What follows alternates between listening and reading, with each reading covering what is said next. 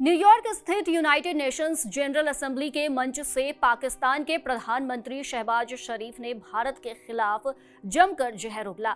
अपने संबोधन में शहबाज शरीफ ने सिंधु जल संधि का मुद्दा उठाया और भारत पर संधि के प्रावधानों और अंतर्राष्ट्रीय कानून के उल्लंघन का आरोप लगाया। शरीफ ने कहा कि इस समझौते को स्थगित करने का भारत का फैसला न केवल अवैध है बल्कि अंतर्राष्ट्रीय मानकों को भी ठेस पहुंचाता है। इतना ही नहीं, उन्होंने ये भी धमकी दी कि पानी के बंटवारे पर किसी तरह का हस्तक्षेप पाकिस्तान के लिए युद्ध की स्थिति होगी। भारत के सिंधु जल संधि को स्थगित करने के फैसले से तिलमिला रहे पाकिस्तान की छटपटाहट संयुक्त राष्ट्र महासभा में भी दिखी, जब शहबाज शरीफ ने इसके लिए भारत को युद्ध की गीदड़ भभकी दी। दरअसल बीते अप्रैल में जम्मू कश्मीर के पहलगाम में हुए आतंकी हमले के बाद भारत ने सिंधु जल संधि स्थगित करने का ऐलान किया था। इस हमले की जिम्मेदारी द रेजिस्टेंस फ्रंट नामक आतंकी संगठन ने ली थी, जिसे पाकिस्तान की सरजमी पर सक्रिय लश्कर-ए तैयबा का ही एक रूप माना जाता है।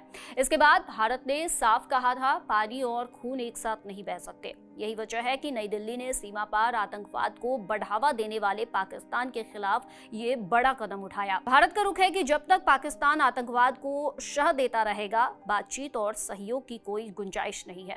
भारत ने बार बार पाकिस्तान से मांग की है कि वो सीमा पार से होने वाले आतंकवाद पर लगाम लगाने के लिए प्रयास करे। हालांकि शहबाज ने संयुक्त राष्ट्र में संबोधन के दौरान पाकिस्तान के ऐसे किसी प्रयासों का जिक्र नहीं किया और सिर्फ भारत पर आरोप लगाने तक सीमित रहे।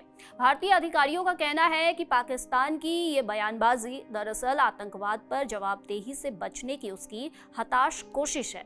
सिंधु जल संधि के साथ साथ शरीफ ने कश्मीर को लेकर भी पुराना राग अलापा। उन्होंने कहा कि पाकिस्तान हमेशा कश्मीरी लोगों के साथ खड़ा रहेगा और जल्द ही भारत का अत्याचार खत्म होगा। इतना ही नहीं, उन्होंने मई में भारत और पाकिस्तान के बीच हुई सैन्य झड़प का जिक्र करते हुए दावा किया कि पाकिस्तान ने भारत के 7 लड़ाकू विमान गिराए। हालांकि हकीकत इससे उलट रही। भारत ने ऑपरेशन सिंदूर के जरिए पाकिस्तान की सीमा के भीतर घुसकर उसके 11 एयरबेस तबाह कर दिए थे।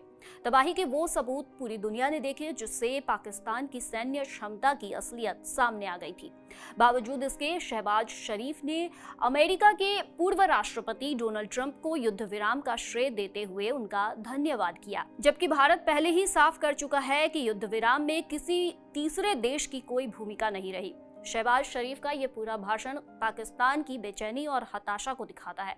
आतंकी घटनाओं पर कार्रवाई करने की बजाय भारत पर आरोप लगाना उसकी पुरानी आदत बन चुकी है।